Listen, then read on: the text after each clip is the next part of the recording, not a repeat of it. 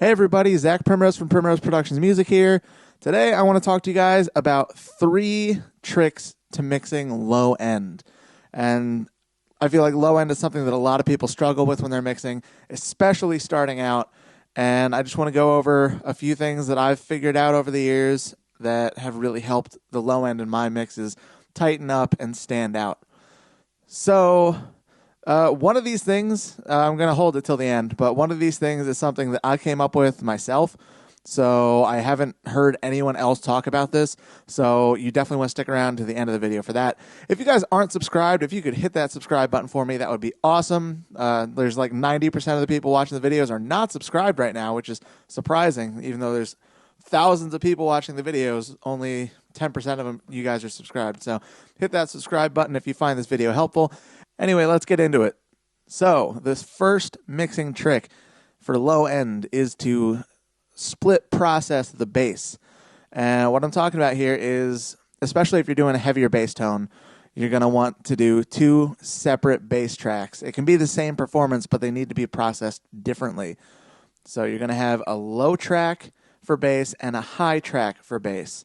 And the reason for this is, especially with high gain, the low end you want to keep pretty clean because distorted low end just sounds really, really bad. So you want to keep the low end pretty clean, and you want to put all the grit in the high end. So let me just show you this bass track for a second here. I'm going to show you just the amp bass track for this, and I turned off this EQ. So this is the full frequency spectrum of the bass when it's distorted.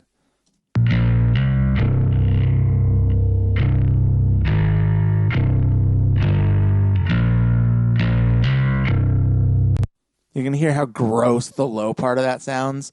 And we want it to sound dirty in this song, but we don't want it to sound quite that bad. So what we do here is this is the amped track for the bass. We put a mic in front of the amp and recorded it. Then we're also going to take just the bass DI. So any of you that have watched my videos in the past, you know that when I'm recording bass and guitar, I always take a DI track in case I need to reamp later. So we're literally just using that same bass DI track. So let me scroll up here. So this is the edited bass track, and they were recorded at the same time. So we just grouped them and we spliced everything together. So this is the DI version of the same performance as this is the amp version for. All right. So you don't even have to double track the bass. It's just whatever your final performance is, just also have the DI track. So what we have here is 2 EQs. Ignore this part for now. So on the DI track, we have it low passed all the way down to 250 hertz. And so nothing in this DI track, you're hearing nothing above 250 hertz. And this will change sometimes. Sometimes I'll go as low as 200. Sometimes I'll go as high as 300. It's really genre dependent and song dependent. On this song, I ended up around 250. And let me show you what that track sounds like without the EQ and then with the EQ. By the way, if you're not listening on headphones that have good low end or actual studio monitors, you should probably do that because you're not going to hear the low end otherwise. Anyway, here's that DI track without the EQ.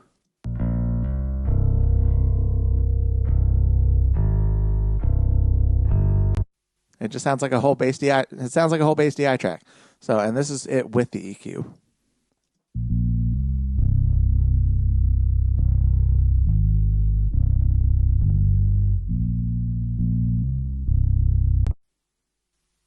Sounds a little weird.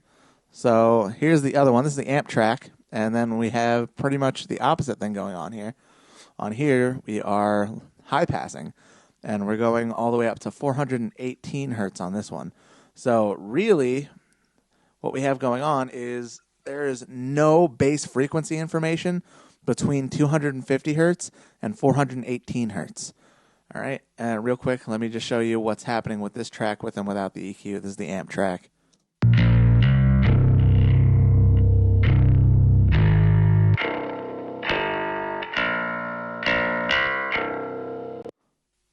Again, it sounds weird on its own, but when you put them together,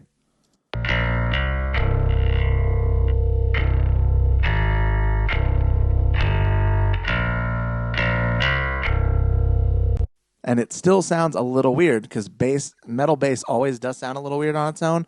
But the reason we're doing this, the reason we have these EQs set up the way that we do, is so we're basically leaving that whole low mid range between 250 and 418 open for the guitars. All right, so let's show you what they're doing in the mix here. So I'll show you just the amped part, and I'll take out the EQ along with the guitars. Dragons are mountains of gold. Time to convince me I'm privileged by labor. What will I do about work when I'm old? What will I do? Work 90 straight on my 30. Sounds really muddy. All right, but if we throw that EQ on and we open up the DI track, so again, leaving that mid-range between 250 and 418 open for the guitars, this is what it sounds like. Dragons are mountains of gold. Time to convince me I'm privileged by labor. What will I do about work when I'm old? What will I do? Work 90 straight on my 32. Society tells me to work my bread. If I keep it up to inviting me. So not only are we leaving more room for the guitars, it's cleaning up that mid-range so it sounds less muddy, so it's just the guitars in that section, but also the bass is cutting through more because there's more focus on the high end, and it's having more overall energy because more focus on the low end. So that's the first trick. Like I said, I've talked about this before. Let's move on to the second trick. All right, so for the second trick, we're going to go to a different song real quick. This is going to be more focused on the low mids than the low end, but this is something that I think is really important because if you get a lot of low mids build up, then the actual lows don't give you as much energy and things just sound muddy and weak. So this is about the low mids of the guitar. So it's really simple. Basically, when you have a palm muting part, I'll show you right here. Hey, the beauty of all that's left undone. Like a roasted mind, a shadow of doubt inside. It's true, like the void of thought.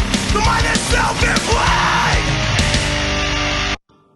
So this is a multi-band compressor, and we have this on our guitar bus, and basically what it's doing is just taking out a little bit of the low-mid frequency whenever the palm mutes are going on.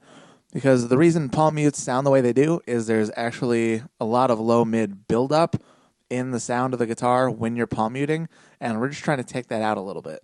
So basically we have this set up. It's only compressing between 92 hertz and 391 hertz. That's the only thing getting compressed here, and it's only during the palm mutes. You'll see when there's no palm mutes going on, nothing's happening, and as soon as the palm mutes start, this starts just dipping down just a hair. Hey, the beauty of all that's left undone. Like a roasted mind, a shadow of doubt inside. All right, so let's take that away for a second. Hey, the beauty of all that's left undone. Like a roasted mind, a shadow of doubt inside. It's true, like the void of thought. The mind is self-implied. Did you guys hear how much cleaner that mid-range got? This is a really simple one. A lot of people do this. So it's literally just taking out a little bit of the low mids with a multi-band compressor on the guitars whenever there's palm muting. And basically, it just keeps you, once you have a good guitar tone for the rest of the song, it just keeps you from having to do anything crazy to the tone whenever there's a palm mute part, because it changes it a lot and just adds a lot of low mid buildup. So that's a great little trick there. Right, so we move back to the same song as the first trick. This last trick is something that I've come up with myself. I've never heard anyone talk about this before. So let's talk about it just for a second here. Let's focus. Let me find a good spot. Let's focus on this kick part in the pre-chorus.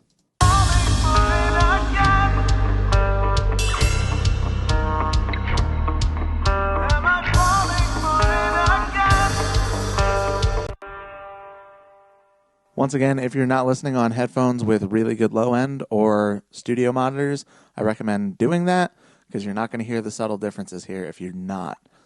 So, the kick drum. Something that a lot of people do on kick drums is they boost about 60 hertz on the kick drum.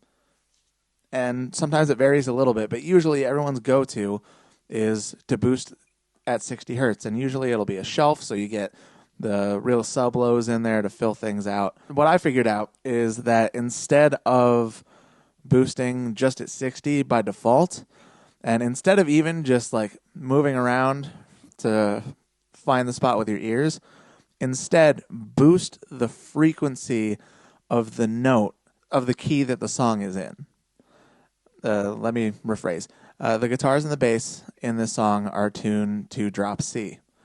So C is the root note. This song happens to be in C. So instead of just boosting at 60, you're going to boost the frequency of whatever the root note is. And in this case, it's in C. And you can look this up. There's charts online that'll tell you what notes reside at which frequencies. And the C2, when A is 440 hertz, C2 is 65.41 hertz. Okay, so this doesn't let you do decimal points for the hertz here, so we're just going to round it out at 65. But here, I'll show you real quick. I'll go back to 60, and we'll do that, and then we'll switch it back to 65. All right, so this is at 60.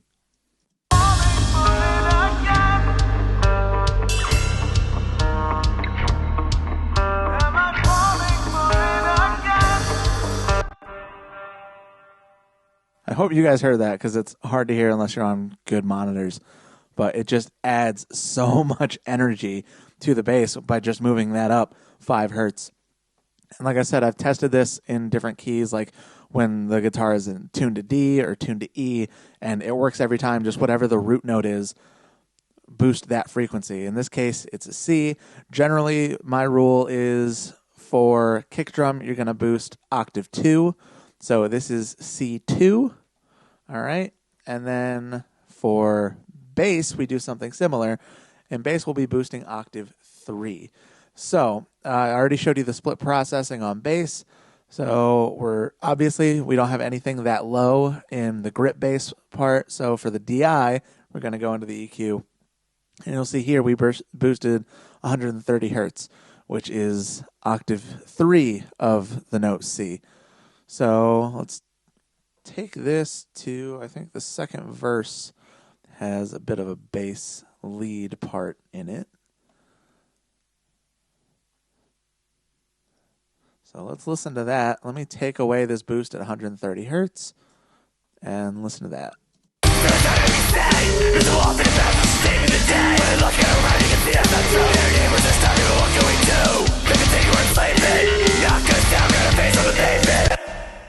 Like the lead parts are kind of audible, but they're not really standing out. But if we boost this 130 hertz here,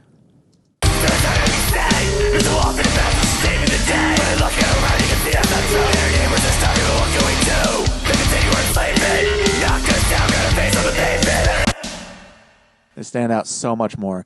So let's take that away and add it back in again.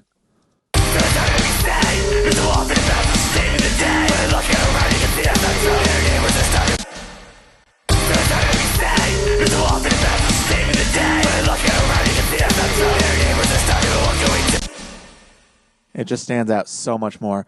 And like I said, I've tried this with different tunings, and the principle is the same. Obviously, it's not going to be this exact frequency depending on what tuning you're in, but you're going to boost octave 2 of the root note in the kick drum and octave 3 of the root note in the bass. And I just feel like that gives it so much more energy overall because it just adds a little bit of pump and movement to the low end, which makes the overall energy of the whole song come up. So that is my 3 low-end mix tricks. Hope you guys found that helpful. Let me know in the comments which one was your favorite, or if you have other low-end mixing tricks, I'd love to hear about them. Just type it down below. Thank you guys so much for watching. Remember, hit that subscribe button. It will really help me out. Thank you so much. I'll see you in the next video.